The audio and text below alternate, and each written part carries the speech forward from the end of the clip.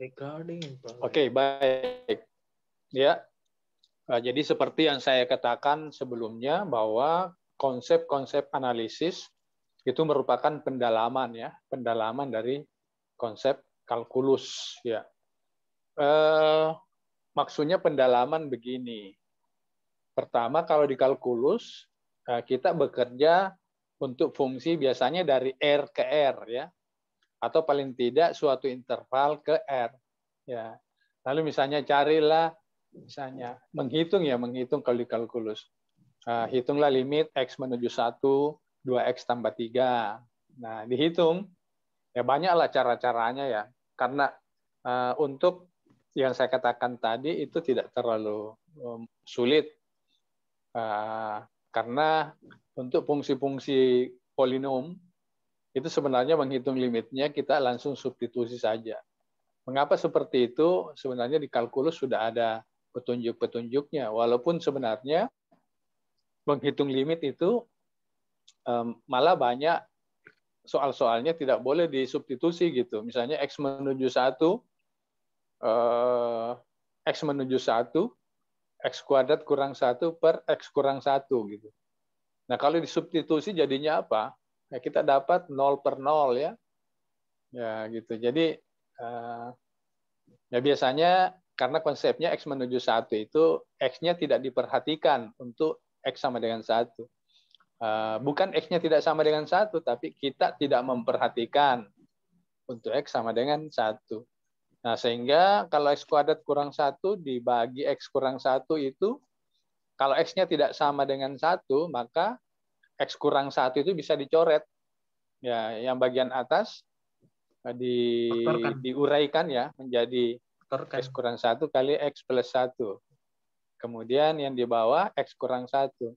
X kurang 1-nya bisa dicoret ya. Nah, mengapa? Karena X tidak sama dengan 1. Ya, kalau X sama dengan 1 tidak boleh dicoret. Ya, X menuju 1. Jadi X-nya tidak diperhatikan untuk nilainya 1. Nah, sehingga kita dapat yang terakhir X plus 1. Ya, X plus 1. Nah, kita tinggal substitusi karena bukan lagi bentuk 0 per 0 ya. Nah, gitu. Jadi hasilnya 2 gitu. Oke, baik. Kita melanjutkan sedikit improvisasinya. Selain sebenarnya fungsinya berubah ya. Jadi kalau dianalisis fungsinya itu dari suatu himpunan. Dari suatu himpunan ke bilangan real. Jadi himpunannya juga subset dari bilangan real ya. Ya, nah di situ himpunan namanya himpunan juga kan boleh himpunan 1, 2, 3, 4, 5 gitu. Ya, himpunan 1, 1/2, 1/3, 1/4, 1/5. Boleh juga interval dari 0 sampai berapa, sekian. Ya, boleh juga himpunannya adalah R sendiri. Nah, sehingga kalau dianalisis, kita perlu persyaratan.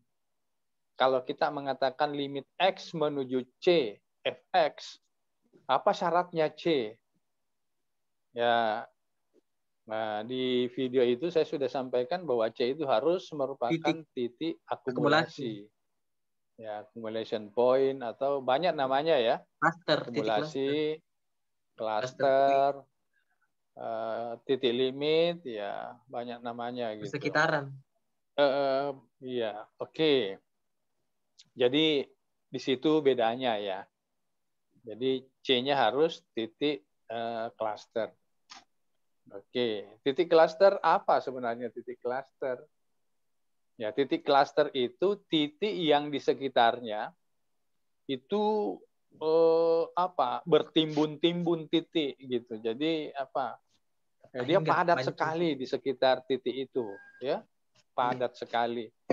Nah, jadi setiap kita mengambil suatu lingkaran, misalnya di sekitar C, selalu ada titik di dalamnya. Ya, kalau fungsinya dari A ke R, jadi selalu ada titik A di dalamnya. Lingkarannya diperkecil, ada titik A lagi di dalamnya. Diperkecil terus, selalu ada. Nah, kalau setiap kita, istilahnya lingkaran itu kita membuat persekitaran ya. Kita membuat persekitaran di di titik C, dan setiap persekitaran ada titik anggota A di dalamnya, maka kita bisa simpulkan bahwa titik C itu adalah titik akumulasi, ya, titik akumulasi. Iya. Oke, seperti itu. Baik, saya akan share screen ya, untuk saya buka saja ini. Mana share screen-nya? Oh, ini dia.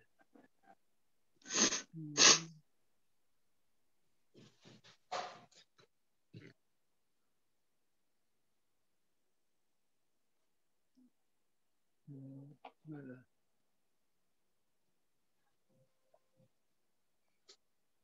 Ya, sudah lihat kertas seperti kertas kosong ya? Iya, Pak. Oke.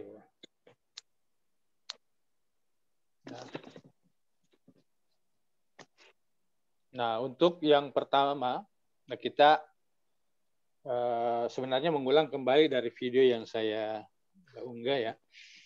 Nah, kita perhatikan dulu ya. Kita mulai dulu dari limit ya. Apa sih artinya limit? Limit contohnya begini. Misalnya kalau dikalkulus kan gampang. Kita punya fungsi ya. Misalnya fungsi dari katakanlah dari R saja. Dari R ke R. Ya, gitu. Ya, kemudian kita mau katakan begini, limit X yang mudah saja. X menuju 1, ya 2X ditambah 1. Nah, pertanyaannya bukan dihitung, tapi misalnya kita mau membuktikan betulkah. Ya. Ini kalau X-nya menuju 1, 2X plus 1 ini menuju 3. 3 ya? Sama dengan 3. Ini sama dengan 3. Nah, sebenarnya apa yang mau kita tunjukkan? Ya? Yang mau kita tunjukkan sebenarnya bahwa setiap kita mendekatkan nilai fungsi 2X tambah 1, kita dekatkan dengan 3, maka kita bisa mendekatkan juga X menuju 1. Ya, jadi yang kita dekatkan duluan itu 2X tambah 1 dengan 3. Apa betul nilai-nilai X di sekitar 1 juga memenuhi? Nah, jadi maksudnya begini. Kalau misalnya ini 2X tambah 1, kita dekatkan maksudnya jaraknya dekat ya, jarak. Nah, kalau konsep jarak di matematika, khususnya di bilangan real, itu kita menggunakan tanda apa? Tanda mutlak. Toh? Jadi 2X ditambah 1, nah kurang 3. Ya. Nah, kita dekatkan sedekat yang kita inginkan. Katakanlah dekatnya itu kurang dari suatu bilangan yang kecil. Biasanya kita simbol ini gitu. Ya, jadi ini epsilonnya sebarang, ya sembarang gitu. Ya. Nah, persoalannya apakah nilai-nilai X di sekitar 1 itu mendukung, jadi membenarkan ini ya, membenarkan pernyataan yang pertama. Kita mendekatkan 2X plus 1 kurang 3 kurang dari epsilon ya. Maaf, bukan mendekatkan 2X kurang 1 kurang 3. Mendekatkan 2X plus 1 dengan 3. Nah, nilai-nilai X di sekitar 1, itu mendukung 2X tambah 1 kurang 3 kurang dari epsilon, biasa kita tulis begini. X-nya tidak diperhatikan untuk X sama dengan 1, sehingga kita tulis di sini. Ya. Jadi X-nya tidak sama dengan 1, tapi dia dekat dengan 1. Jaraknya dengan 1. X kurang 1. Iya, ini kurang dari delta. Nah ini yang dicari. Ya, ini dicari ya. Ya, maksudnya dicari delta. Kalau kita temukan delta, itu artinya nilai-nilai X, ya, nilai-nilai X kalau dikurangi dengan 1 kurang dari delta, ini 2X tambah 1 kurang 3 itu juga kurang dari bilangan yang kita berikan. Ya, seperti itu maksudnya. Ya. Jadi kalau untuk masalah yang kita sudah tulis di atas, nah kita coba-coba di sini menjadi apa? 2X tambah 1. Oh iya, betul. Nah, bagaimana caranya mencari delta seperti itu? Kan karena dicari ya. Kalau epsilonnya diberikan sembarang. Nah, biasanya kita bekerja mundur. Ya, bekerja mundur. Yang kita analisa, yang pertama adalah yang ini yang kita analisa ya. Ya, 2X tambah 1 kurang 3. Nah, jadi kalau kita tulis, ya itu hasilnya apa? Kalau 2X tambah 1 kurang 3, ini menjadi 2X kurang 2. 2X kurang 2. 2X kurang 2. Kurang 2. Nah, kita mencari X kurang 1. Ya, berarti 2 kali. 2-nya dikeluarkan. X kurang 1. 2-nya Kurang dikeluarkan. 1. Ya. Oke. Nah, kalau begitu, kalau 2X tambah 1 kurang 3 kurang dari epsilon, maka X tambah 1 kurang dari berapa gitu. Ya, padahal kan 2X tambah 1 kurang 3 itu sama saja dengan 2 kali X kurang 1. Ya, jadi kalau X kurang 1 sendiri, berarti setengahnya epsilon. Kita per 2. Jadi setengahnya Epsilon per 2. epsilon. Jadi dari sini kita dapat bahwa deltanya nanti setengahnya Delta epsilon. per 2. Epsilon per 2. Per 2. Jadi inilah cakaran ya. Jadi yang kita cari itu deltanya. Epsilonnya diberikan sembarang gitu. Sehingga delta itu nanti bergantung pada epsilon yang diberikan. Nah, ini sudah cakarannya gitu. Ya. Kalau untuk fungsi-fungsi yang linear seperti ini, biasanya deltanya langsung dicari gitu.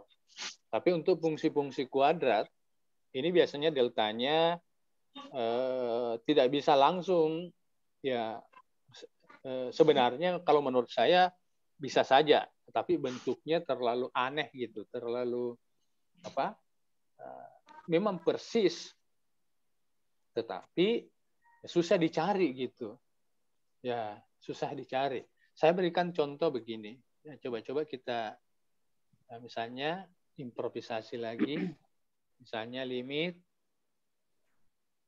X menuju 1. Misalnya X kuadrat. Ya, sama dengan 1 ya. Nah, artinya apa?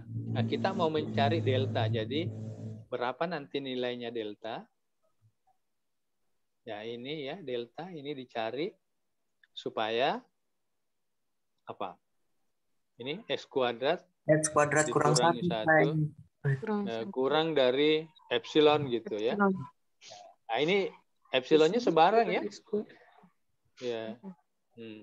Halo? Silakan langsung saja bertanya. Kita interaksi saja ini. Jadi kita ambil sebarang ya. Oke. Nah, wah bagaimana caranya kalau begini gitu? Bagaimana deltanya gitu? Nah, bisakah misalnya kalau kita uraikan, coba-coba kita uraikan di sini. Kalau ini diuraikan, berarti kan kita dapat X kurang 1 X plus 1 kali tambah 1 kali X plus 1 ya. Ya. Nah, ini kurang dari epsilon. Epsilon. Kita coba secara aljabar dulu. Ini berarti ini kan sudah ada ya. Ini kan delta ya, kurang dari delta. Ini kurang dari delta gitu. Ya. Lalu yang ini yang satunya? Nah, kurang dari delta kurang dari ya. Delta tambah tambah berapa? 2. Tambah 2 ya. minus 2. Ya. Iya, tambah 2, Pak. Nah, tambah 2 ya. Iya. Ya. Oke. Kurang dari delta tambah 2. Tambah 2 ya, silakan betul. dicakar-cakar ya. Ini berarti kali ya. Kali. Iya, kali Delta ditambah delta tambah 2. Apa ini? Nah, mengapa begini? Mengapa begini? Mungkin Pak kena telapak tangan tak layarnya. Oh iya, mungkin betul. Tambah 2 ya? Iya. Tambah 2. Aduh. Oh, anu lagi nih, ada masalahnya ini. Coba anu dulu. Saya ini suka begini nih. Oke. Iya, tambah 2 ya. Iya, tambah 2. Oke. Kurang Nah, dari karena ini epsilon. sudah tanda apa? Sudah tanda kecil, ini boleh kita samakan epsilon. Ya. Iya. Iya. Boleh kita samakan epsilon. Nah, kalau begitu kita harus cari delta dari persamaan kuadrat ini kan? Nah, coba delta kali delta tambah 2 berarti kan delta kuadrat tambah 2 Tambah 2 tambah delta. 2 delta 2 delta. sama dengan epsilon. dengan Ya, epsilon. ya. Keluarkan kan, delta. gimana itu rumus ABC? Delta Bukan rumus 1, ABC, 2, Pak. kita ambil yang positif ya. Jadi delta Delta sama dengan apa? Min B ya. Ya, ini kan sama dikurangi epsilon sama dengan 0. Boleh Nah, toh? bisa. Ya, jadi kalau rumus ABC min 2 Min 2 ya, plus plus. minus. Enggak usah plus minus, kita ambil yang positifnya Plus plusnya saja. Plus B kuadrat. Min, 2 Berarti 2 akar kuadrat. dari 2 kuadrat. 4 ya, 2 kuadrat. 2 4 kuadrat kurang 4 AC. Kurang 4 Berarti AC. kurang Kurang A-nya itu kan 1 ya. 4 tambah 4E. Kali 1 per 2A. Epsilon. Minus epsilon. epsilon min epsilon berarti tinggal langsung ditambah di 4 sini ya. tambah iya. Tambah 4 tambah nanti ya. 4 epsilon. Tambah 4 kali 1. Ya, Hmm. per 2. 2 kali. per 2 ya. 2. Iya, 2 saja. 2. Oke, kita pakai aljabar. Nah, coba. Sederhanakan Ini jadi jadinya delta min 2 per 2 min min 1 1. ya. Tambah. Min 1 ditambah akar dari berapa epsilon. itu? Epsilon tambah 1, Pak. 8. Akar epsilon Duanya tambah 1. keluar, 4 di duanya keluar, 4. berarti dibagi 2 2 keluar, 1 Pak. ya. Akar 2 keluar Iya. ya berarti 1 1 ditambah ditambah epsilon ya. 1 tambah epsilon. 1 tambah epsilon Itu ya? ya. Iya. Ya, Iya. gini Iya, ya. Pak. Ya, jadi kalau kita cari misalnya epsilonnya apa? Epsilonnya 1, berarti deltanya min 1 ditambah apa itu akar dari 1 tambah 1. Jadi akar 2 kurang 1 ya. Akar 2. Jadi kalau kita bisa katakan kalau epsilonnya 1, maka deltanya Akar 2 kurang 1. Min 1 tambah akar 2 2 akar kurang 2. 1. Akar 2 min 1. 1. Minus 1 ditambah akar 2. Akar 2 ya. Iya. Seperti itu. Jadi epsilonnya diubah-ubah. Epsilonnya misalnya Ya bisa 1/10 gitu. dibalik. Ya, 1/10. Nah, tinggal deltanya 1/10 ya. 1 tambah 1/10. 11/10. Itu? Akar Ya, 11/10 dikurang 1. Ya, akar 11/10 kurang 1. dikurang Positif 1. toh? Kurang 1. Iya. Selalu positif ya. Karena kan 1 tambah epsilon gitu. Satunya sendiri, iya. 1 tambah epsilon, kalau meskipun diakarkan, tetap lebih besar dari min 1 ya. Iya. Nah, sekarang kita masih gampang, karena kan fungsinya masih fungsi kuadrat gitu. Ya, kita bisa selesaikan. Anda bisa bayangkan kalau di sini, yang ini coba perhatikan yang saya lingkari, di situ bukan limit X kuadrat, tapi X pangkat 5, X pangkat 9. Oh. Nah, kan nanti menimbulkan persamaan pangkat tinggi di dalam delta. Sulit sekali gitu. Ya. Sebenarnya kalau bentuk hubungan pertidaksamaan seperti ini, bukan tepatnya yang diinginkan. Berapa delta yang tepat? Tapi delta yang cocok gitu. Ya, delta yang cocok. Ya, gitu ya. Nah, bagaimana caranya mencari delta meskipun tidak terlalu tepat? Ya, kita improvisasi di sini. Oh, rupanya halamannya sudah penuh. Nah, coba saya tambah halaman. Oke. Nah, oke, kita ini masih cakaran ya, belum membuktikan ya. Nah, tadi kita mau membuktikan limit apa itu? Limit X kuadrat kurang 1. X kuadrat sama dengan 1. Kuadrat sama dengan 1. Yang kita mau kerjakan ini 0 kecil X kurang 1 kurang dari delta berakibat X kuadrat kurang 1 kurang dari epsilonnya. Epsilon.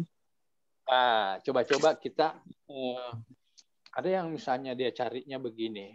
Dia tidak melalui persamaan kuadrat. Nah, dia mulai dengan dia mengira-ngira misalnya. Kalau deltanya saya ganti dengan 1, apa yang terjadi dengan epsilon? Seberapa besar epsilon yang bisa benar kalau deltanya 1? Jadi dia batasi deltanya kurang atau sama dengan 1. Karena delta itu kan yang apa yang mau dicari nanti yang kecil saja. Semakin kecil semakin terdefinisi. Ya, jadi di sini ada dua nilai delta. Deltanya sama dengan 1. Dan kemudian yang kedua deltanya kurang dari 1. Oke, jadi kalau misalnya deltanya 1, kira-kira apa yang terjadi? Coba. Dia mulai dari sini. 0 kurang X kurang 1 kurang dari 1. Nah, oke. Nah, maka tadi kan kita sudah urai ya, sudah tahu bahwa X kuadrat kurang 1 itu adalah X kurang 1 kali X plus 1 ya. Ya. Ini sudah tahu, ini X kurang 1 kan nanti kurang dari 1. Kira-kira X tambah 1 kurang dari berapa? Ya, nah? Coba kita lihat. Nah, bagaimana caranya mengetahui X tambah 1 kurang dari berapa? Salah satu caranya boleh, ini kita urai. Garis bilangan. Ya, gitu. Gimana caranya? Berarti boleh X kurang 1 itu berada antara apa dengan apa? Kalau dia kurang dari 1. 1 dengan min 1 ya? Min 1 dengan min 1. Betul. Ya, jadi yang saya perhatikan yang sebelah ini saja, sebelah kanannya. Nah, saya mau menjadi X tambah 2. Nah, berarti kalau X tambah 2 di dalam, nah tinggal berarti kedua ruas. 4. Ini saya tambah berapa? Tambah 3. Tambah 3. 4. Masih 1 tambah 3. 1 tambah 1 ya, saya mau tambah 1, Bu. Sorry. Tambah 4. Ya. Tambah 1, tambah 2. Tambah 1. Tambah 2. Tambah 2 berarti di sini 3. 3 di situ 1. Berapa? Kiri 1. 1. 1. Kalau Pak, kenapa minus 1 di situ, Pak? Yang saya coba nilai mutlak A kurang dari 1. Artinya A itu berada antara min 1 dan 1. Ya. Misalnya nilai mutlak A kurang dari B. Berarti A berada antara min B dan D. Gitu, ya. Ya, gitu. Oke. Nah, kalau begitu, saya ambil nilai mutlaknya. Ini kurang dari berapa? Yang mana diambil? 1 atau 3? Kalau diambil 3. nilai mutlaknya. 3. 3, Pak, yang terbesar. Mengapa? Yang terbesar ya. Nah, 3. mengapa? Ya, misalnya ini 0 ya. Ini 0. Misalnya ini 0. Di sini 1. Di sini 3. X di sini X tambah 1-nya semua. Gitu? Nah, karena X tambah 1 berada di apa itu di garis bilangan positif, maka nilai mutlaknya sama saja dengan dirinya kan? Ya, sama saja dengan jadi nilai mutlak X tambah 1 sama saja dengan X tambah 1. Karena dia berada di bilangan positif. Jadi tetap ini. Oh, rupanya. Kalau begitu dia sudah dapat. Nah, gitu. Berarti X tambah 1 itu kurang dari 3 juga kan? Nah, hasilnya adalah sama dengan berapa? 3. Nah, apa kesimpulan yang diperoleh? Kalau begitu, kalau deltanya 1, maka X kuadrat kurang 1 itu kurang dari 3. Bisa dipahami? Ya. Kalau deltanya sama dengan 1, deltanya sama dengan 1, sama ya dengan 1, maka X kuadrat dikurang 1. Nah, itu kurang dari 3. Ya, kurang dari 3. Ya, jadi kalau misalnya epsilonnya 3, deltanya berapa? 1. Ya, cukup pilih 1 saja. Iya. Nah, kalau deltanya 4, epsilonnya 4. Maaf. Kalau epsilonnya 4, deltanya berapa? 1 juga, Pak. 1 juga. Iya. Iya kan 3 itu kurang dari 4, toh? Ya. Jadi seperti ya gitu. Jadi kalau X kurang 1, kurang dari 1, artinya deltanya 1, maka X kuadrat kurang 1 itu hanya bisa dikatakan kurang dari 3. Ya. Jadi kalau misalnya epsilonnya 3,0, tetap deltanya 1. Jadi semua epsilon mulai dari 3 ke atas cukup menjawab berapa deltanya? Ya 1. Epsilonnya 9, ya 1. Epsilonnya 3,01, ya 1 deltanya. Nah, kalau dia bilang epsilonnya 2, nah itu yang mulai Fungsi. itu harus dipikirkan. Fungsi epsilon. Karena kalau X kurang 1 kurang kalau deltanya 1, maka X kuadrat kurang 1 hanya bisa mengatakan itu kurang dari 3. Ya toh? Ya, kurang dari 3. Jadi kalau mengatakan kalau epsilonnya 2, nah, mengapa kita tidak boleh pilih deltanya 1? Karena jangan-jangan X kuadrat kurang 1 bukan, kan dia hanya mengatakan kurang dari 3. Berarti kan boleh kemungkinan 2,5 toh? Iya toh? Bisa. Ya, iya, jadi belum tentu. Tapi yang sudah pasti benar kalau epsilonnya mulai dari 3 ke atas. Nah, sekarang itu pertanyaannya, bagaimana kalau epsilonnya kurang dari 3? Ya, oke, sekarang kita untuk delta kurang dari 1. Kalau begitu, delta yang kita mau cari itu berapa sebenarnya? Kalau deltanya kurang dari 1, khususnya untuk epsilon kurang dari 3. Nah, coba kita lihat. Untuk delta kurang dari 1. Ya, jadi kita dapatkan 0 kurang dari X kurang 1. So,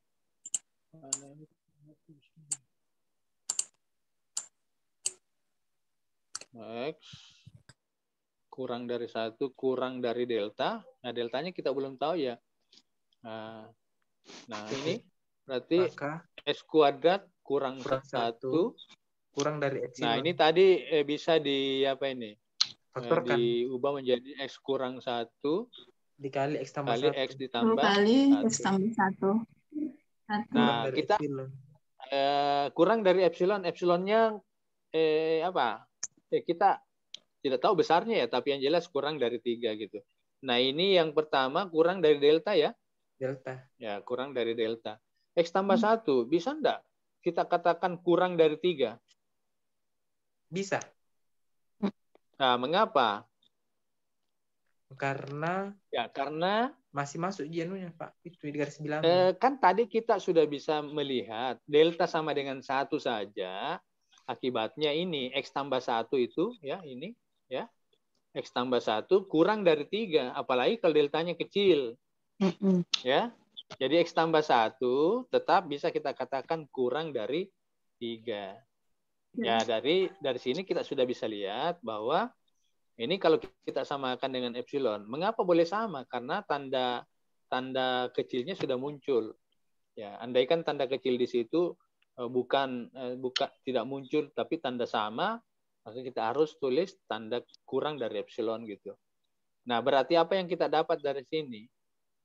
Berarti apa? Kita dapat 3 delta itu sama dengan epsilon. Ya, dalam artian kalau kita lihat berarti deltanya adalah epsilon per 3. Nah, delta yang kedua ini khusus untuk epsilon yang kurang dari 3. Iya, gitu. Jadi kalau Anda mengatakan kalau epsilonnya 2, berapa deltanya? 2/3. 2/3. Ya, gitu. Kalau epsilonnya 4, deltanya berapa? Jangan 4/3. 1. Jangan. 1. Tapi 1. Karena 1 lebih. Ya, gitu ya. Jadi saya tulis di sini dulu. Kalau epsilonnya mulai dari 3. Mulai dari 3. Berarti deltanya 1, toh? Iya. Nah, sekarang kalau epsilonnya kurang dari 3, nah deltanya? Epsilon per 3. Epsilon per 3. Nah, inilah jawabannya untuk limit X menuju 1, X kuadrat sama dengan 1. Jadi kalau mengatakan,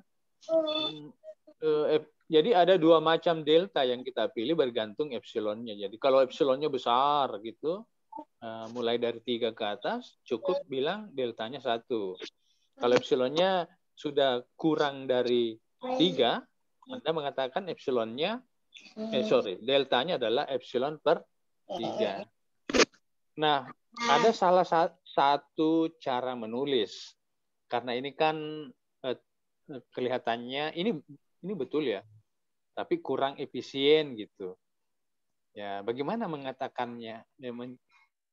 Mengatakan deltanya itu. Delta sama dengan delta, ya. Nilai minimum dari ini dipilih saja ya.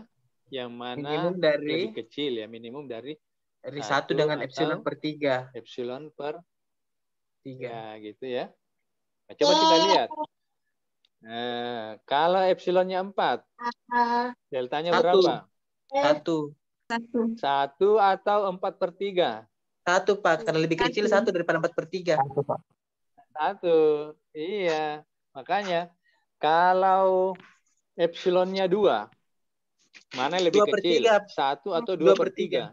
2 per 3 paling lebih kecil daripada 1. Ya, jadi cara menuliskan ini ya cukup dengan delta minimum dan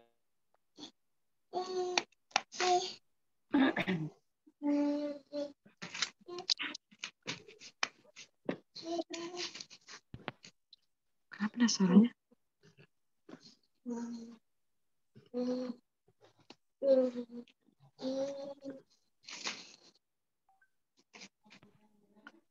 masih mau memperlihatkan.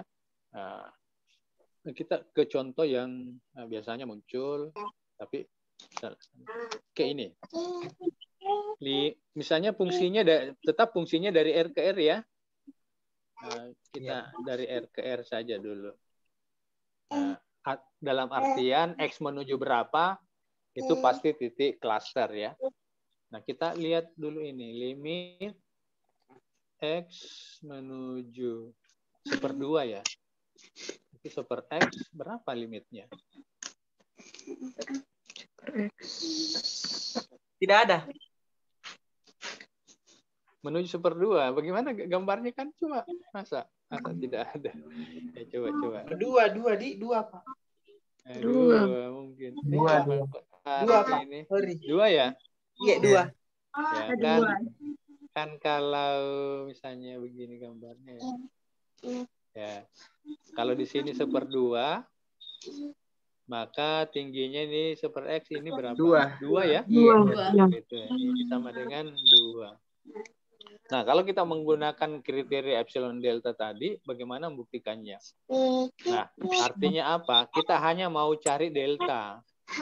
Ya, X kurang 1/2 kurang dari delta, yang akibatnya apa ini? 2 kurang 1/X. 1/X kurang 2. Ya, 2 kurang 1/X atau 1/X. Sama saja ya. Kurang dari epsilon. Kurang dari epsilon. Nah, gitu. Ya sebenarnya sama saja. Apa itu menentukan deltanya yang kita pilih kurang dari berapa.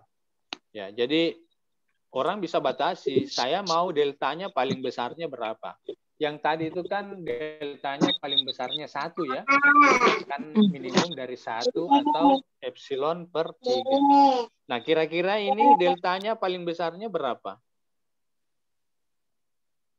Yang bisa dipilih. Boleh 1?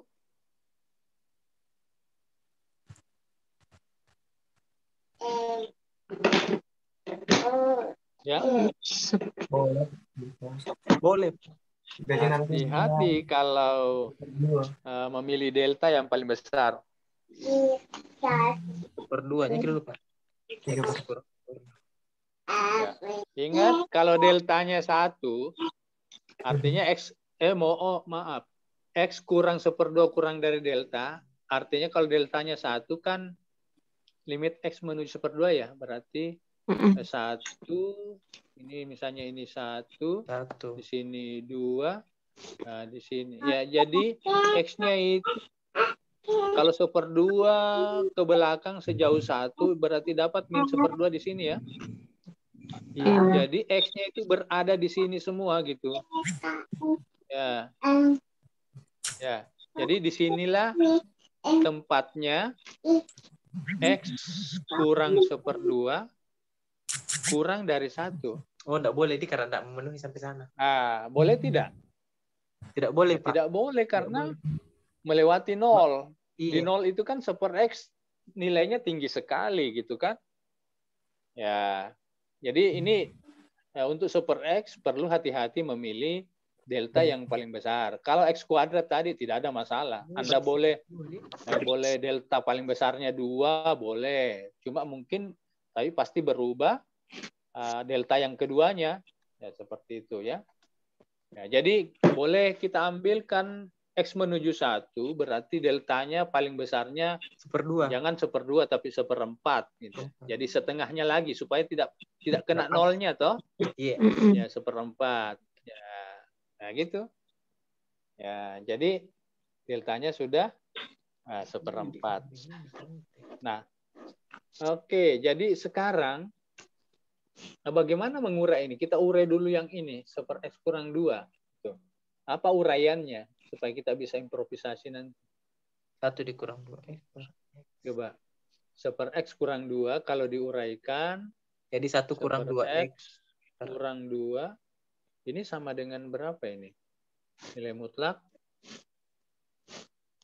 1 kurang 2X ya per X. 1 kurang 2X per X.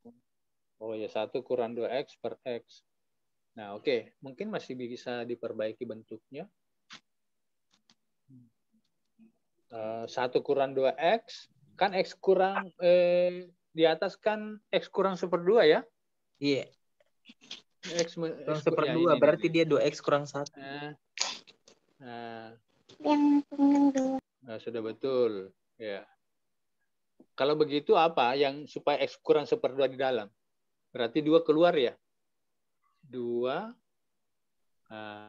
bisa ditulis begini kan harga mutlak itu kan boleh dibalik.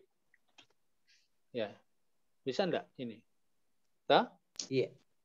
Oh, iya. Dibagi harga mutlak X. Ya, tah?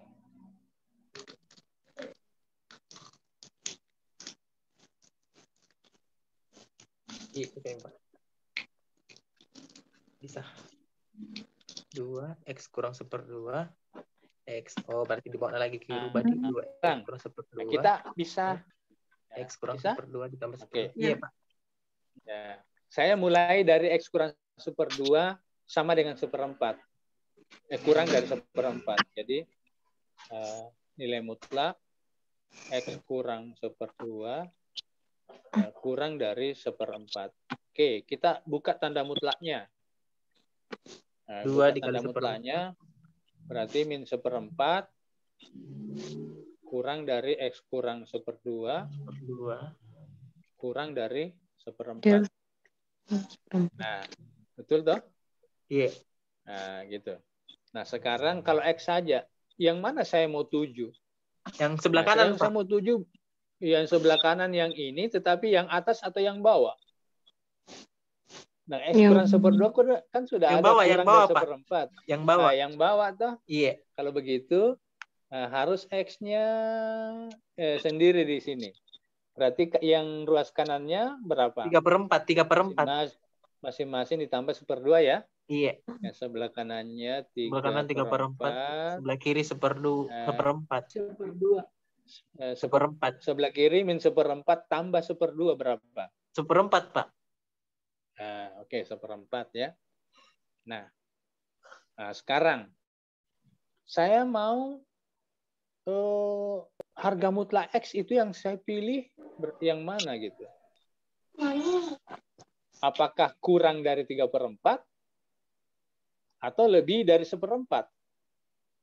Ingat, ada 2 pilihan di sini. Kalau ini garis bilangan 0 di sini misalnya 1/4, 3 di sini misalnya 3/4. Nah, maka disinilah X. Ini juga nilai mutlaknya. Saya pilih 3/4 atau 1/4? 1/4, Pak. Karena posisinya nilai mutlak X itu pembagi. Ya, posisinya nilai mutlak X itu menjadi X itu pembagi. pembagi. Jadi Nah, mengapa kalau karena pembagi? dibagi seperempat, Jadi yang makin besar Anda nilainya. pilih, berarti kita pilih lebih dari seperempat ya. Seperempat. Iya. Nah, ini yang kita pilih. Bukan yang kita pilih harga mutlak X kurang dari 3/4. Karena kalau kurang dari 3/4, nah ini tidak akan membuat nanti tanda kecil di sebelah kanannya ya. Ya, jadi dengan demikian dari situasi ini kita bisa tulis yang di atas ini kurang dari berapa? Ini yang di atas kurang dari berapa ini? 2 kali. Kalau X kurang 1/2 tadi saya seperempat, kurang dari seperempat. berapa? X kurang seperempat. Seperempat. Berarti di bawahnya juga seperempat. Dibagi. Nah, di bawah ya, seperempat juga ya. Iya. Nah, jadi ini sama dengan 2. Sama dengan 2. Nah, sekarang apa yang kita simpulkan? Oh, ternyata kalau deltanya 1/4, maka Epsilonnya 2. kurang 2 itu kurang dari 2 saja. Tuh? Artinya apa? Kalau epsilonnya saya ganti dengan 3, cukup Anda mengatakan deltanya 1/4, Pak. Nah, epsilonnya 2,5, deltanya 1/4. Epsilonnya 3. Nah, deltanya adalah 1/4. Jadi kita bisa simpulkan di sini di sini. Kalau 0 kurang X kurang 1/2 kurang dari 1/4 tadi deltanya ya, maka 1/X kurang 2 ini hanya kurang dari 2 ya. Artinya apa? Kalau ini kan epsilon ya, yang 2 ini adalah epsilonnya.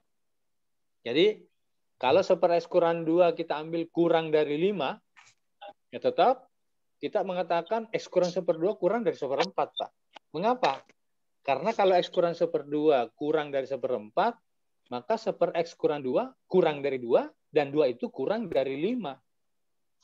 Nah, jadi pernyataan ini selalu berlaku kalau epsilonnya mulai dari 2 ke atas.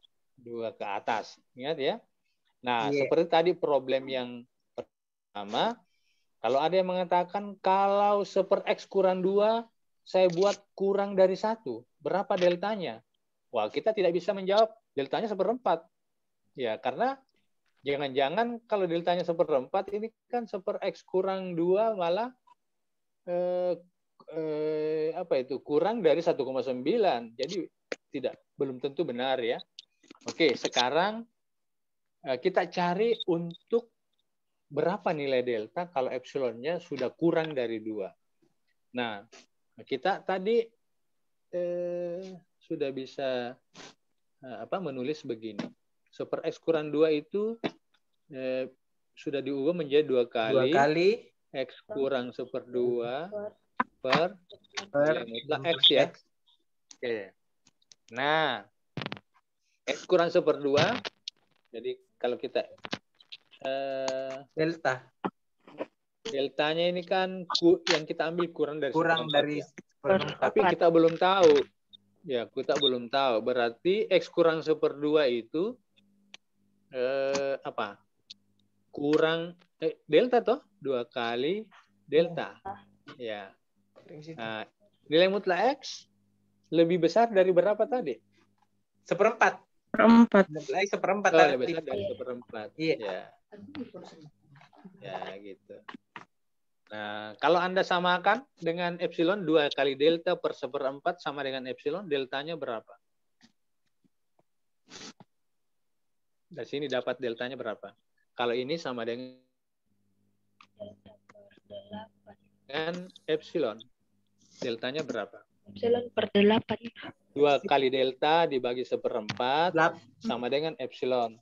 Epsilon per 8. 2 delta per 1/4 berapa? Epsilon per 8. Per 8. Jadi nanti dari sini kita dapat deltanya itu adalah epsilon per 8 ya. Ya. Ya, jadi kalau Anda mengatakan kalau epsilonnya 1, Ya, seperdelapan, Pak. Ya, 19 kalau lah. epsilonnya 3, berapa kalau epsilonnya 3? Kalau epsilon per 3 berarti 3/8. Jangan dulu. Iya Pak, dia lebih seperempat. besar dari seperempat. Oh, berarti minimal seperempat. Iya, sorry. Apa? Iya, jadi hati-hati gitu. Kalau saya mengatakan epsilonnya 2, boleh langsung mengatakan seperempat, Pak. Boleh juga dihitung di sini. 2/8 ya seperempat. Ya. Jadi seperti itu. Jadi kita bisa tulis begini. Saya tulis begini. Ya. Jadi tadi di sini untuk limit X menuju super 2, super X sama dengan 2, kita tulis kalau epsilonnya lebih dari 2, maka deltanya kita pilih berapa? 1/4 ya. Betul. Ya. Mengapa panahnya ke kanan? Karena sebenarnya yang ditentukan lebih awal itu adalah epsilonnya. Nah, kalau epsilonnya kurang dari 2, maka deltanya tadi kita temukan epsilon per 8. Ya, gitu. Nah, cara penulisan yang lebih efisien itu adalah delta yang mana lebih kecil, minimum berapa? 1/4 atau epsilon per 8. Ya, gitu. Nah, sudah gampang ini. Nah, kalau Anda mengatakan, kalau epsilonnya 2, Pak. Ya, 2. Berarti kan boleh yang di atas dipakai 1/4.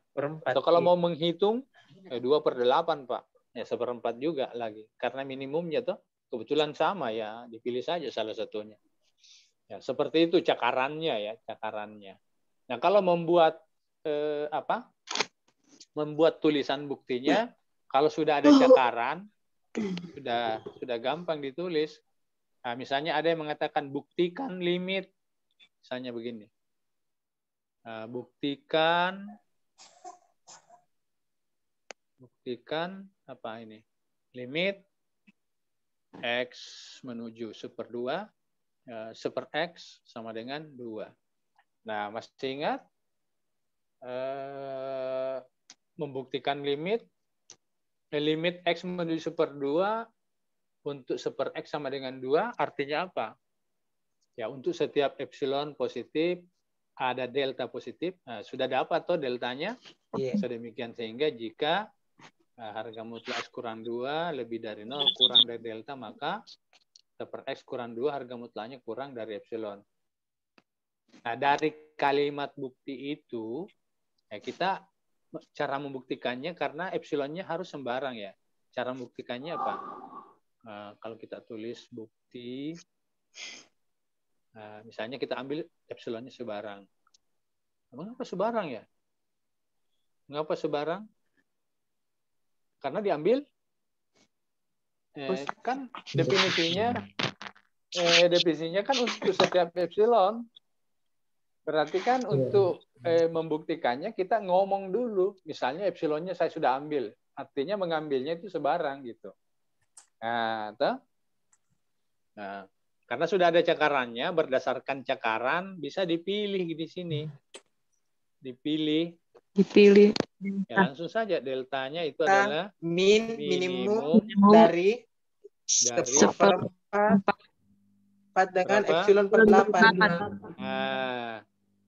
Nah, apa betul? Kita harus tunjukkan ke pembaca, maka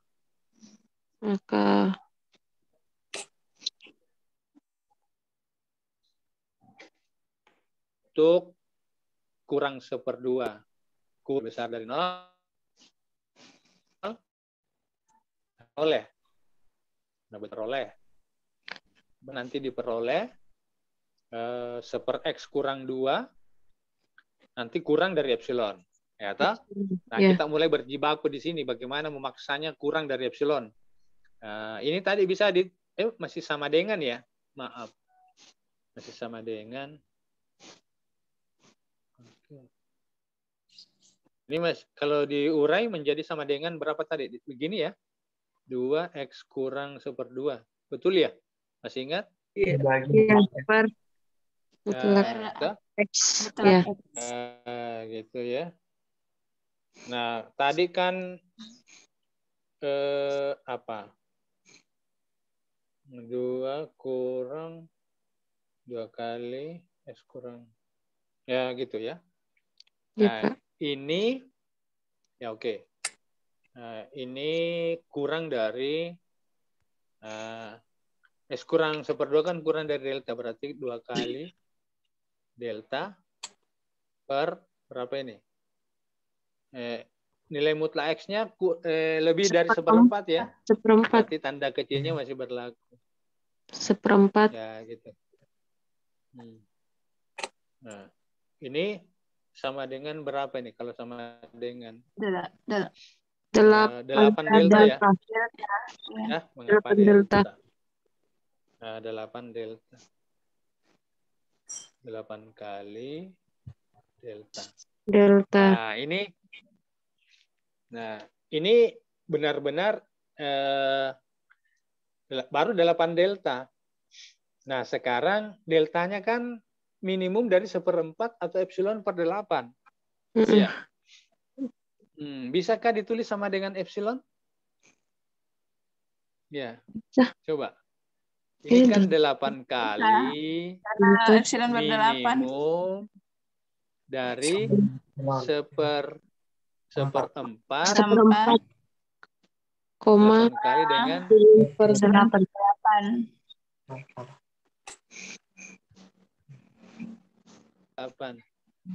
Ya, betulkah ini nanti kurang dari epsilon? Coba. Ya. 8 kali minimum dari 1/4. Ya, misalnya kalau epsilonnya misalnya kalau epsilonnya 8.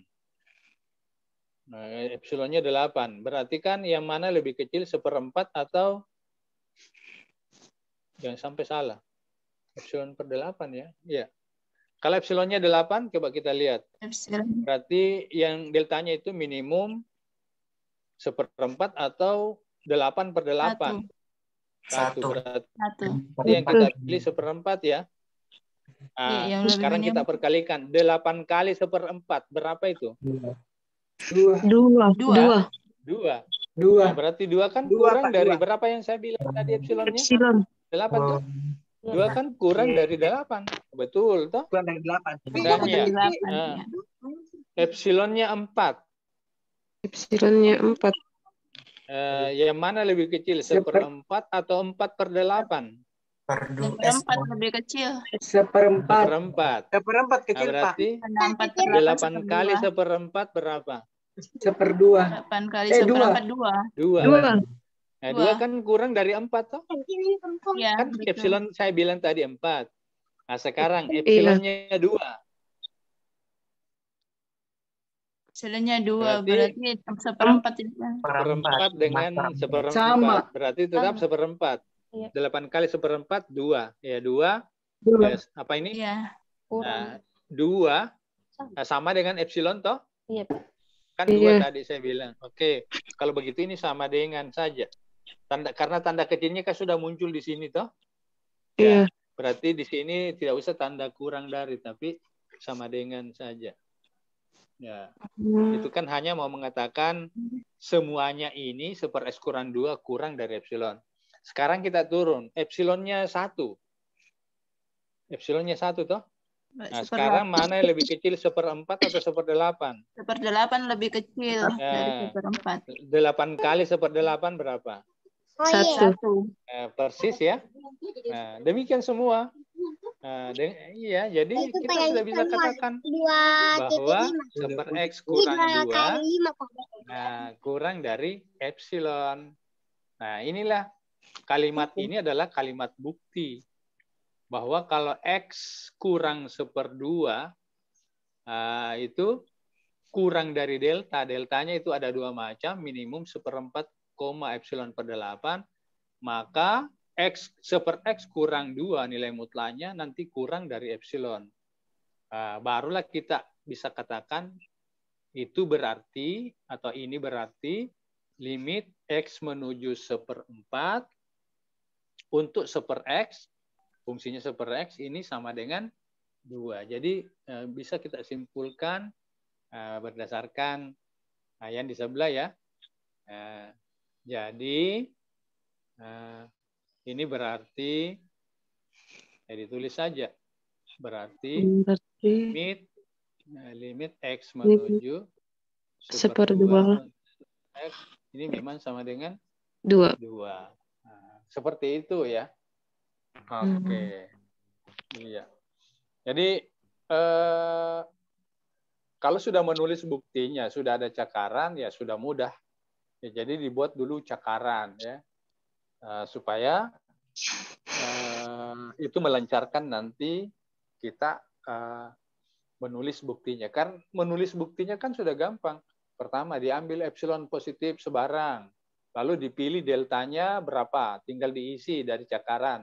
Nah, yang agak susah itu adalah menunjukkan, tapi kan kita tulis, maka untuk misalnya 0 kurang dari nilai mutlak X kurang 1/2, nah ini berakibat. Nah, berarti apa akibatnya? Apa betul nanti 1/X kurang 2 nilai mutlaknya kurang dari epsilon gitu. Nah, itu saja. Ya, itu saja yang kita pikirkan.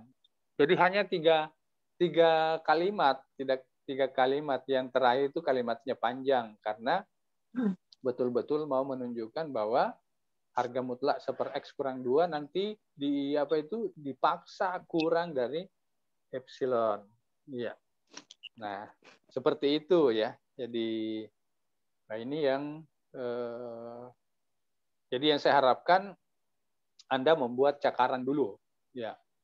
Nah, untuk fungsi-fungsi yang lain itu tidak terlalu sulit lagi ya.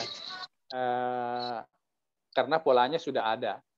Nah, kemudian yang saya mau sampaikan bahwa delta pertama yang Anda pilih boleh sembarang, yang penting tidak membuat pertidaksamaan itu menjadi kacau gitu.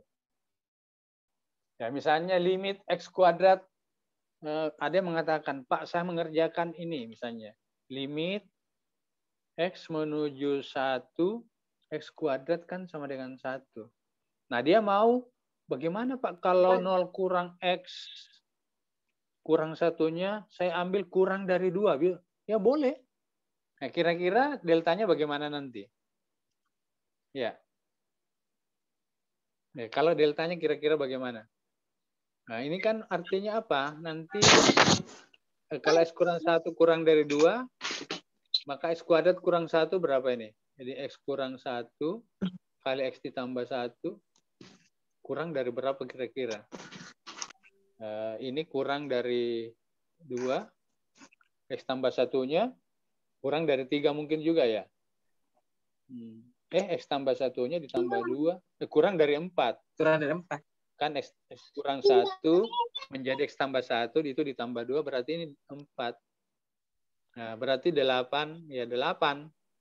Nah, 8. Ya, jadi nanti kita bisa katakan bahwa kalau X kurang 1 kurang dari 2, maka X kuadrat kurang 1 hanya itu kurang dari 8. Artinya, kalau epsilonnya mulai dari 8 ke atas, cukup pilih deltanya adalah 2. Nah, bagaimana kalau epsilonnya kurang dari 8, misalnya 7? Ya, sama dengan pengerjaan tadi. Nah, delta yang kedua itu nanti Anda dapatkan, saya kayaknya ini, epsilon per 8. Ya. Jadi nanti Anda pilih deltanya itu adalah apa? Minimum dari 2, epsilon per 8. Coba-coba saja apa betul. Ya, itu ya. Nah, jadi tadi kan untuk yang kita hitung limit X menuju 1 X kuadrat sama dengan 1, deltanya itu kan minimum dari 1, epsilon per berapa? Per 3 ya. Ya tadi, epsilon per 3. Ya, minimum dari 1 atau epsilon per 3. Kalau deltanya kita ubah delta pertamanya 2, maka delta keseluruhan itu minimum dari 2 atau epsilon per 8. Iya, seperti itu. Ini hanya nilai epsilon per 8 dan minimum dari 2 atau epsilon per 8 itu hanya menyatakan delta ini cocok. Ya, cocok. Nah, kan tanda ketidaksamaan gitu ya. Cocoknya yang penting, bukan tepatnya gitu. Ya. Kalau kita selesaikan tadi secara aljabar, itu yang kita dapat tepatnya gitu. Sampai deltanya itu akar ya. 1 ditambah akar berapa tadi? 1 tambah epsilon. Wah, itu susah gitu. Nah, apalagi kalau misalnya saya minta buktikan limit X menuju 1, X berpangkat 5. Sama dengan 1 juga. Wah, nanti persamaan deltanya itu delta pangkat 5 ditambah apa itu?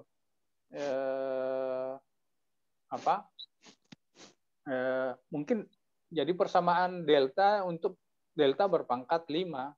Jadi lebih baik kita gunakan cara yang kita sedang diskusikan sekarang ini ya. Deltanya tidak terlalu tepat tetapi cocok. Iya, seperti itu. Ya. Oke, ada pertanyaan untuk yang ini? Ya, silakan. Oke.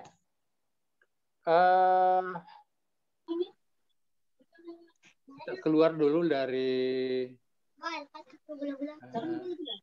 share screen ya. Oke. Baik. Ya, kita keluar dari share screen dulu. Oke. Sebenarnya untuk Anda ini menghitung limit bukan dari himpunan bilangan real ya. Jadi sebenarnya pada ruang metrik. Nah, saya akan sampaikan sedikit apa itu ruang metrik dan bagaimana nanti mendefinisikan. Kemungkinan besar nanti ada yang mau melakukan penelitian untuk mengembangkan konsep-konsep limit pada suatu ruang metrik. Ya, oke. Kalau begitu, saya share screen kembali ya.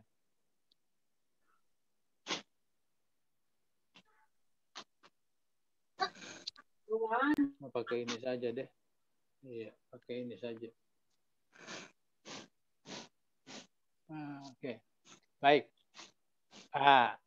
Coba kita perhatikan kembali ya.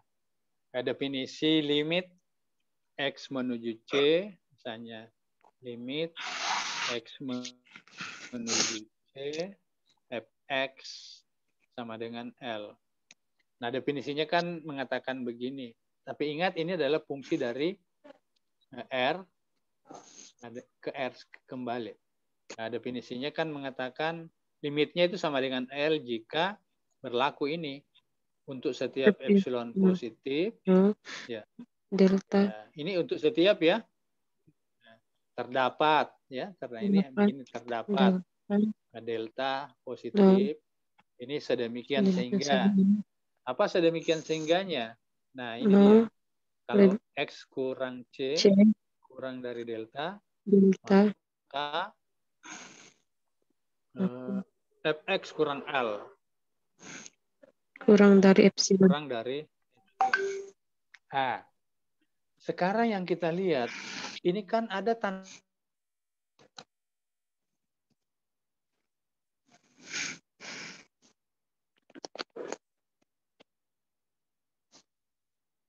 Tanda nilai mutlak. Apa artinya nilai itu? Jarak. Jadi nilai mutlak itu adalah jarak. Jadi kalau misalnya saya gambarkan seperti ini, ya, misalnya di C, di sini di titik C, kemudian ada fungsi begini.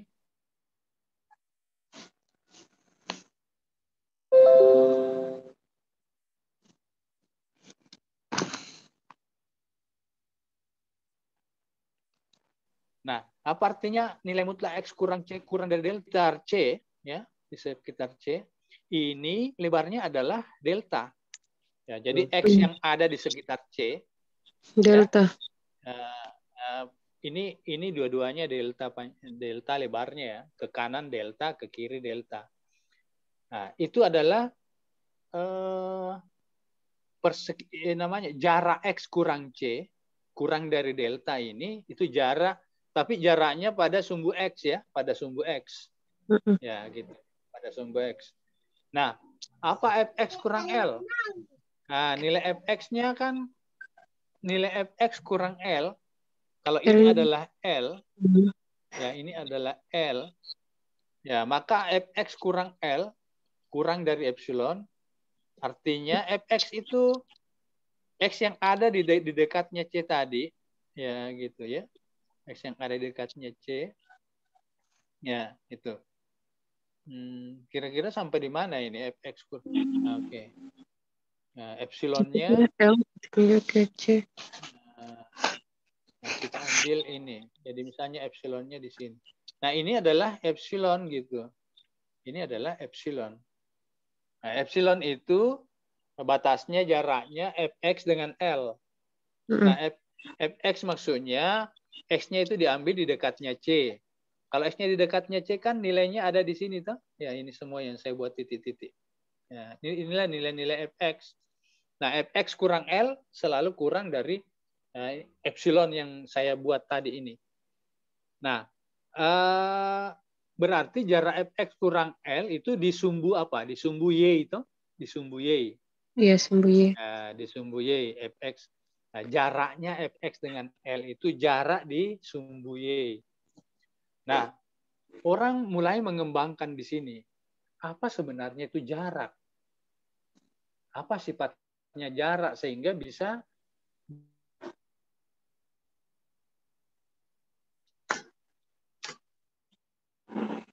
mendekati ke syarat ya, jarak ya, distance gitu.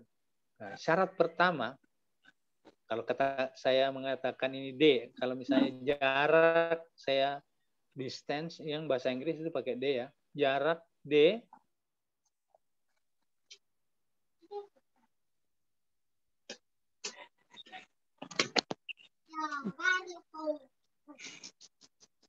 Jaraknya kontinu. boleh 0 toh?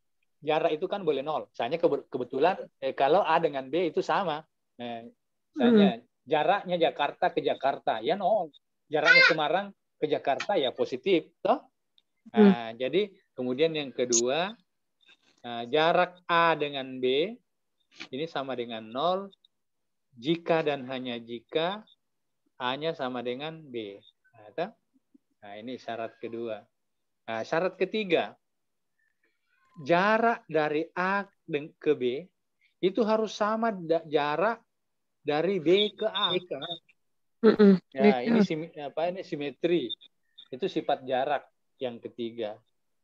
Nah, sifat jarak yang keempat, kalau kita mau dari A ke B, jarak dari A ke B itu selalu kurang dari atau sama. Kalau saya dari A ke C dulu, baru saya lanjut dari C ke B. Jadi jarak A ke C, C sembarang, tambah jarak C ke B. Selalu seperti itu jarak. Anda mau ke Palopo, kalau ke Palopo itu lewat apa? Boleh lewat apa dulu? Ya, misalnya jarak dari Makassar ke Palopo itu lebih kecil dari jarak dari Makassar ke Palu, baru dari ke Palu ke Palopo gitu. Ya, ini sifat segitiga ya. Nah, berdasarkan ini, maka jarak yang selama ini kita gunakan sebagai harga mutlak, ya pasti memenuhi nilai positif.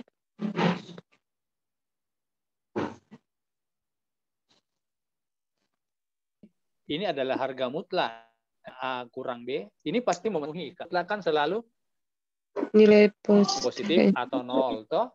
Iya. Ya. Nah, nilai mutlak A kurang B pasti 0 kalau A-nya sama dengan B. Nah, nilai mutlak A kurang B sama saja nilai mutlak B kurang A. Ya, toh? Nah, nilai mutlak A kurang B pasti kurang dari A kurang C ditambah nilai mutlak C kurang B. Ya, jadi salah satu konsep jarak ya adalah nilai mutlak. Banyak sekali konsep jarak bisa dibuat. Salah satu yang paling menarik begini. Saya mau definisikan jarak, Pak, begini. Jaraknya A dengan B itu hanya 2, yaitu 1 atau 0. Tapi ini syaratnya kalau A-nya tidak sama dengan B, ini 0, kalau A sama dengan B. Apakah ini jarak? Iya. Kan nilainya DA, B itu kan 1 atau 0 toh? Berarti kan lebih besar atau sama dengan 0. Jadi selalu positif atau 0 toh? Ya, tentu DAB sama dengan DBA, sama saja. Ya gitu. Nah, yang mau dicari, betulkah misalnya DAB ini selalu kurang dari atau sama DA, saya ke C dulu, baru D, C ke B. Nah, bisa. Nah, DAC kan hanya ada 2 kemungkinan. 0 atau 1. Ini juga 2 kemungkinan. 0 atau 1. Nah, ini juga hanya 2 kemungkinan. 0 atau 1. Berlakukah itu? Ya, kalau misalnya DAB itu 1. Nah, kan tidak mungkin DAC dan DCB 0 semua. Apa?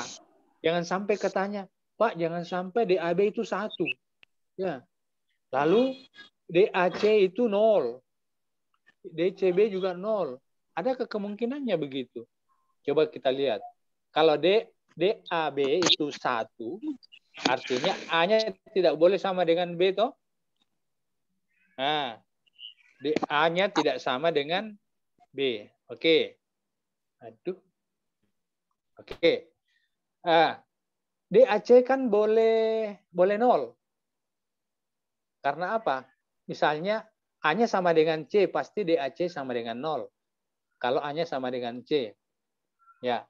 Kemudian DCB boleh sama dengan 0. Ingat, A sama dengan C. Kalau DCB-nya sama dengan 0, artinya C sama dengan B. Padahal kita sudah katakan A-nya sama dengan C. Kalau A-nya sama dengan C dan C-nya sama dengan B, maka A-nya pasti sama dengan B itu. Iya. Padahal kita sudah katakan bahwa A tidak sama dengan B karena DAB-nya 1.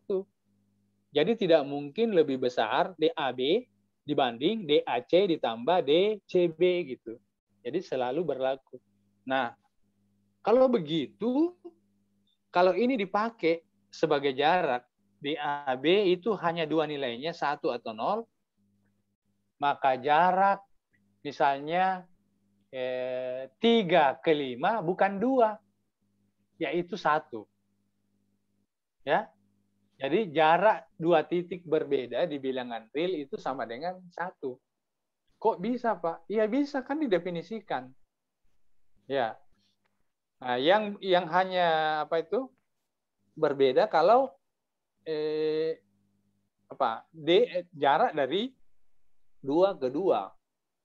Ya, jarak dari 2 ke 2. Nah, yaitu 0. Fenomena ini sebenarnya sudah terjadi ya. Ya, sudah terjadi. Ya, jarak di sini kan bisa orientasinya adalah waktu. Misalnya begini. Konsep jarak itu diterapkan di dunia yang sekarang ini kita menggunakan HP ya. Coba lihat, Anda menelpon tetangga. Itu relatif sama dengan lamanya Anda, misalnya berapa lama kalau Anda menghubungi tetangga lalu HP-nya diangkat. Ya, itu relatif sama dengan Anda menelpon teman yang ada di Aceh. Ya, jadi Jadi maksudnya apa? Jarak Anda dengan tetangga itu sama dengan jarak Anda dengan teman di Aceh. Ya, itu bisa katakanlah jaraknya satu apa enggak tahu, satu satuan waktu atau satu apa itu yang jelas gitu ya. Jadi itu fenomenanya sudah terjadi gitu. Nah, sekarang ini masalahnya kalau kita mengembangkan konsep jarak dalam pengertian seperti ini, maka nah ini dia konsep limit bisa berubah. Bisa berubah. Ya, gitu ya. Jadi apa artinya limit? Ya, limit X menuju C, Fx sama dengan L. Tetapi kita bekerja dari suatu fungsi, ya misalnya R, tetapi di sini adalah jarak yang pertama, ya R, ya ke R juga, tetapi jaraknya definisinya berbeda, D2. Ya, jadi katakan di sumbu X jaraknya D1 misalnya nilai mutlak. Nah, sekarang ini adalah jarak di sumbu Y, jaraknya adalah D2. Katakan D2 itu sama dengan yang tadi. D2 itu artinya jarak dua tempat atau dua titik itu sama dengan 1 kalau kedua titik itu tidak sama. Ya, sehingga definisi limit itu bisa berkembang di ruang ini. Namanya ini adalah ruang metrik. Ya, ruang metrik adalah himpunan yang dilengkapi konsep jarak. Jadi ini artinya tetap saja untuk setiap epsilon positif, tetap ini ada delta positif, sedemikian sehingga. Nah, mulai di sini berubah. Nah, jika 0 kurang, nah tadi kan pakai harga mutlak, ya 0, ya toh. Nah, sekarang bukan lagi harga mutlak, tapi D1. Ini di sumbu X ya, D1 X, C, ya kurang dari delta. Ya, gitu ya. Nah, berakibat apa ini? D2, saya tulis di bawah saja. D2 jarak dari Fx dengan L, tetapi jaraknya itu pakai definisi jarak yang lain misalnya. L ini kurang dari epsilon. Ya, yang awalnya ini yang awalnya kan pakai nilai mutlak ya. D1 X kurang C itu adalah nilai mutlak X kurang C. Ya.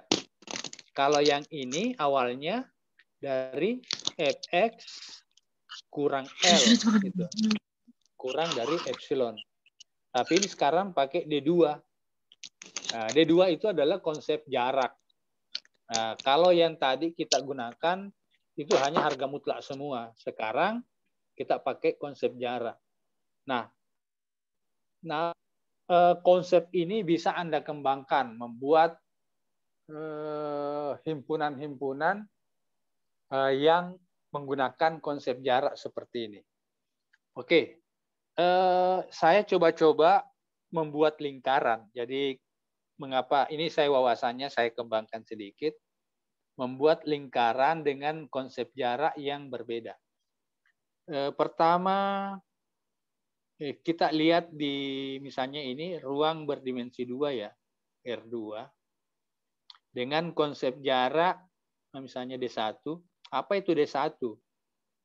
D1 dari definisinya kalau saya mempunyai dua titik, di R2 itu ruang berdimensi 2 ya. Nah, misalnya titiknya A, B. Nah, dengan A ini adalah X1, Y1. Kemudian B itu X2, Y2. Nah, apa definisi jarak yang biasa kita gunakan? R kuadrat. Dari dua titik di akar ruang kuadrat. akar kuadrat dari ini ya. X2 dikurang X1 kuadrat ditambah Y2 dikurang Y1 kuadrat. Dikurang X1 kuadrat ditambah Y2 Saya dikurang tulis Y1 di bawah kuadrat. saja. Y2 kurang Y1 Y1 kuadrat. kuadrat. Nah, sekarang kalau saya minta gambarlah lingkaran dengan pusat 0,0, jari-jarinya 1. Ya, jari-jarinya 1. Berarti Oke. semuanya memotong di sumbu X 1 min 1. Ya. Kan gambarnya sudah tahu semua kan? Iya. Ya toh? Iya, Kan Pak. begini gambarnya. Nah, nah ini gambarnya bagus sekali gitu ya. Nah, ini gambarnya itu lingkaran. Coba saya buat D2 di R2 juga. R2. Tetapi saya misalnya konsep jarak yang lain. D-nya misalnya D3. Tetapi D3 dari A, B. A, B itu tetap tadi ya X1, Y1 dan X2 dan Y2. Saya definisikan begini, jaraknya itu adalah yang mana lebih besar maksimum. Maksimum, betulkah ini? X1 kurang X2 kah?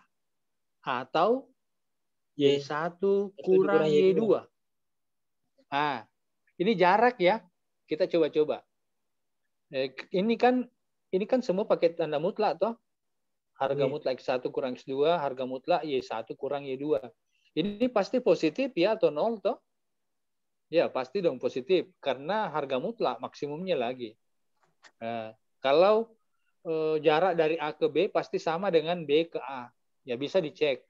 Dan juga jarak dari A ke B pasti kurang atau sama dengan jarak dari A ke C lalu ditambah C ke B. Nah, saya mau menggambar lingkaran dengan jari-jari 1, tapi kita ke sebelah.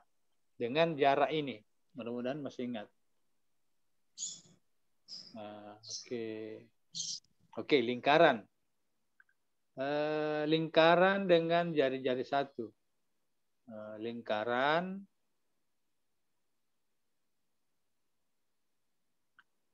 Pusatnya tetap 0,0. Jari-jarinya 1. Ya. Kalau saya gambar di sini. Oke. Kalau ini titik ini? Ini titik pusat ya, 0,0 di sini 1. Nah, kira-kira kemana? Berikutnya. Coba. Kalau titik ini, berapa jaraknya titik ini?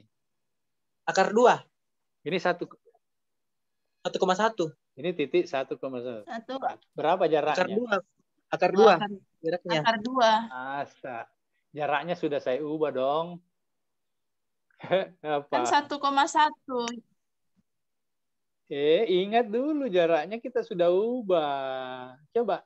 Maksimum dari... maksimum dari, Ya. Maksimum dari...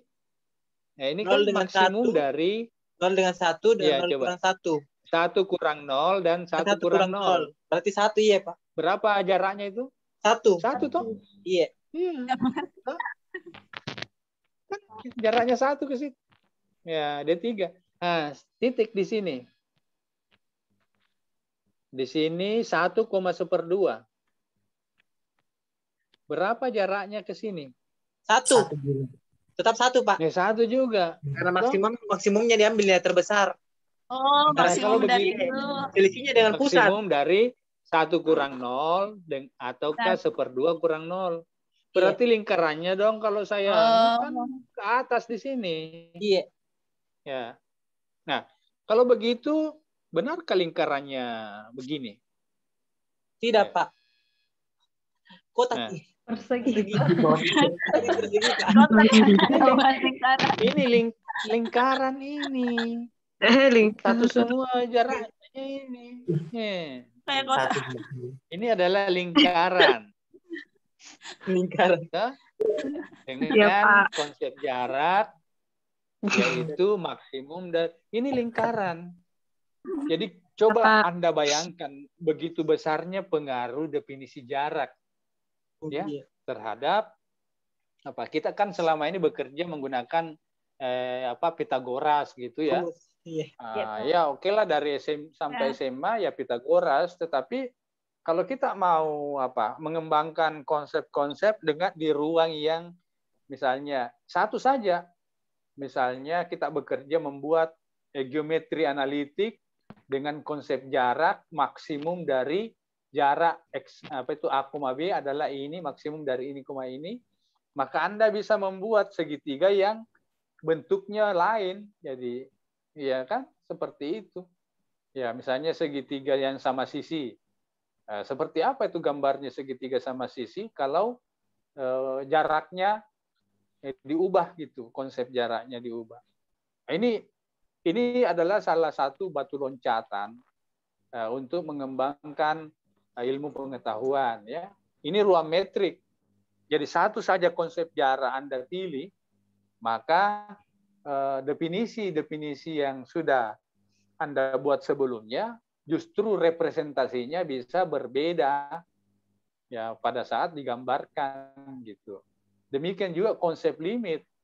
Jangan-jangan limit itu tidak ada. Misalnya kalau kita bekerja di konsep jarak yang pakai Pitagoras, kan limit X menuju 1, 2X tambah 1, itu kan sama dengan 3. Nah, ada toh yaitu 3. Nah, jangan-jangan kalau konsep jaraknya diubah, misalnya di R-nya tidak perlu diubah, tetapi di Y-nya kita ubah, nah itu bisa saja limit X menuju 1, 2X tambah 1, itu tidak ada limitnya. Ya, karena tidak memenuhi persamaan lingkaran. Iya, seperti itu ya. Iya. Jadi ini hanya saya sampaikan, tapi kita tidak akan terlalu konsen di sini, karena ini kan bagian dari misalnya kalau ada yang mau melakukan penelitian ya. Jadi konsep limit dengan definisi jarak bukan jarak pada ruang Euclid. Ya, bukan menggunakan nilai mutlak. Ya, seperti itu. Jadi saya hanya ini memberi pancingan saja kepada Anda semua, ya. Ya, seperti itu yang oke. Silakan, ada yang mau bertanya? Silakan. Ya. Saya bisa keluar dari sini saja dulu.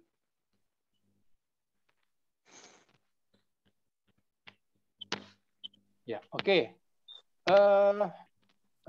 Sengaja saya tambahkan dengan ruang metrik ya, karena sebenarnya di silabus yang terakhir yang dibuat untuk analisis real untuk pendidikan saja itu saya sudah tulis ruang metrik sebagai bahan yang pertama, tetapi tetap dilanjutkan dengan konsep-konsep limit yang lain.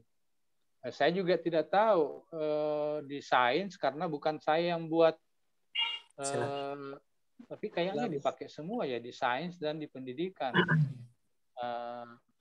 Karena kemarin sebelum ada peninjau ya dari apalagi namanya itu akreditasi ya. Jadi akreditasi itu kan diminta dibuat silabus ya. Saya tidak tahu silabus untuk sains apakah itu juga yang saya buat yang dipakai nanti atau gimana. Yang jelas silabus untuk pendidikan ini ya yang prodi pendidikan yang saya buat waktu itu diminta sama Prof. Hamzah. Saya belum merasa membuat untuk silabus untuk S2 Sains ya. Ya. Oke. Nah, ini S2 Sains sebenarnya saya lihat penelitiannya juga terlalu seragam ya. Kebetulan kan di situ ada Prof. Sap, jadi jadinya ya semua model semua. Saya menguji akhirnya hafal itu juga semua anunya. Jalur-jalurnya gitu, membuat model gitu, ada model dasar, lalu improvisasi. Biasanya kan model matematika misalnya penyebaran ya, penyebaran virus ya gitu ya. Ada model dasar dipakai namanya Seir, ditambah Seira dan seterusnya. Ya gitu.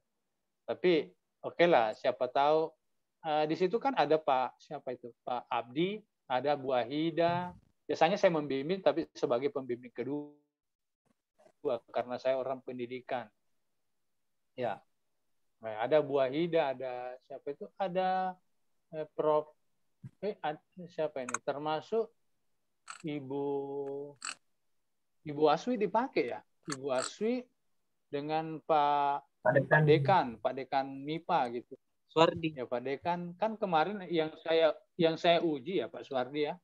Mahasiswanya Pak Suardi itu tentang kontrol ya, jadi kontrol tapi lewat penyebaran gitu.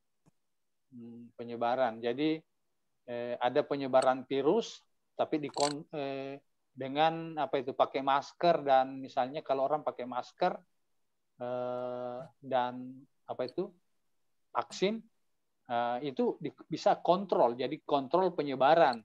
Jadi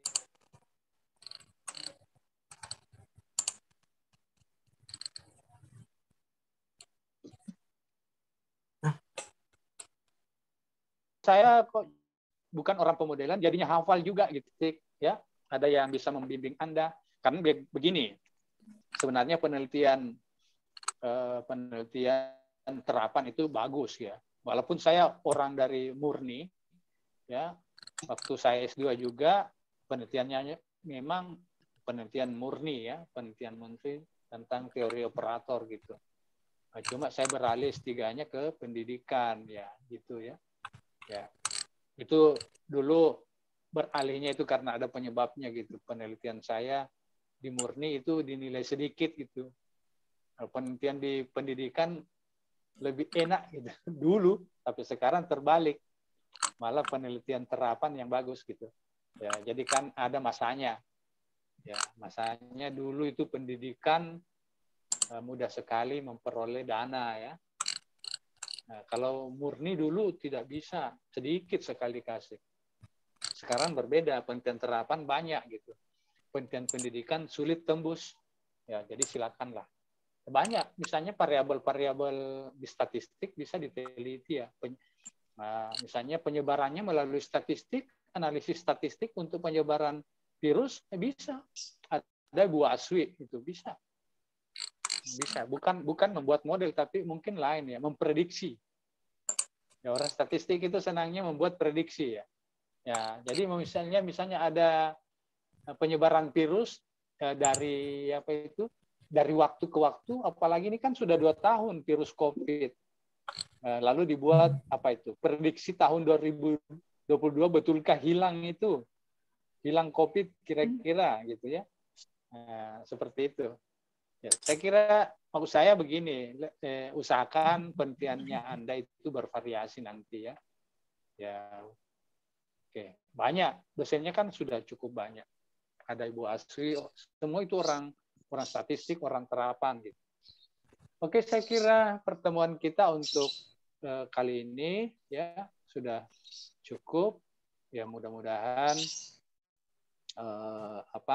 apa yang kita pelajari bisa dipahami dengan baik. Ya, insya Allah nanti beberapa video akan saya unggah untuk Anda. Sebenarnya Anda bisa melihat di YouTube itu. Kebetulan saya sudah buat akunnya ya nama saya sendiri gitu. Di playlist itu sudah ada semua, kalkulus lanjut, analisis real untuk S1 juga ada, analisis real untuk untuk sains juga sudah ada gitu. Ya. Kebetulan karena COVID, jadi pembelajaran daring, makanya setiap saya mengajar itu saya rekam gitu. Kemudian biasa juga kalau tidak sempat rekam, saya buat video sendiri lalu unggah ke mahasiswa. Oke, baik, saya kira cukup untuk pertemuan kita ya. Saya akhiri dengan ucapan Assalamualaikum warahmatullahi wabarakatuh. Waalaikumsalam warahmatullahi Terima kasih wabarakatuh. banyak Pak. Sehat selalu Pak. Oke. Terima kasih Pak. Alhamdulillah. Terima kasih, Pak.